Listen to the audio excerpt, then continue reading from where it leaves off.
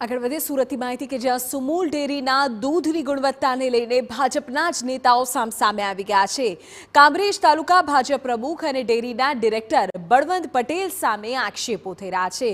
ડેરીના માજી ડિરેક્ટર અને ભાજપ નેતા મનોજ પટેલે પીએમ અને સીએમને કરી છે ફરિયાદ। મહારાષ્ટ્ર અને સૌરાષ્ટ્રથી નબળી ગુણવત્તાનું દૂધ લાવી વેચાતું હોવાનો આક્ષેપ છે। 84 દૂધ મંડળી નિયમ વિરુદ્ધ કાર્યરત હોવાનો પણ લગાવ્યો આરોપ। તમામ આક્ષેપો ડેરીના ડિરેક્ટર બળવંત પટેલે પાવેહોણા ગણાવ્યા। 1 વર્ષ બાદ ડેરીની ચૂંટણી છે, જેને લઈને આક્ષેપો કર્યા હોવાનું બળવંત પટેલે કહ્યું।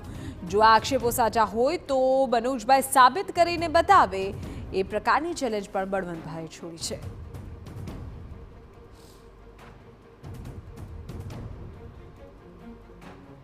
પ્રમાણે જે દૂધ મંડળી જે ગામમાં એક હોવી જોઈએ, તો તે દૂધ મંડળી 2000 લીટરનું બીસીઓ ઓલરેડી ચાલુ જ છે।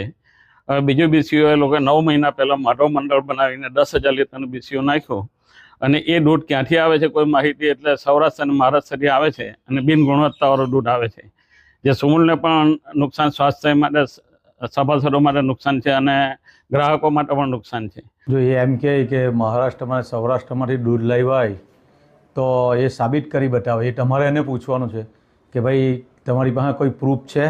અને બિન ગુણવત્તાયુક્તની વાત આવે તો એ પણ તમારે એને પૂછવાનું કે ભાઈ બિન ગુણવત્તાયુક્ત દૂધ લાવીને એમને ક્યાં આપ્યું।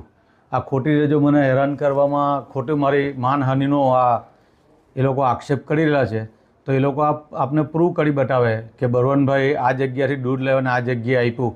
કેમ કે સુમૂલ બિન ગુણવત્તાયુક્ત દૂધ કોઈ દિવસ લેતી નથી।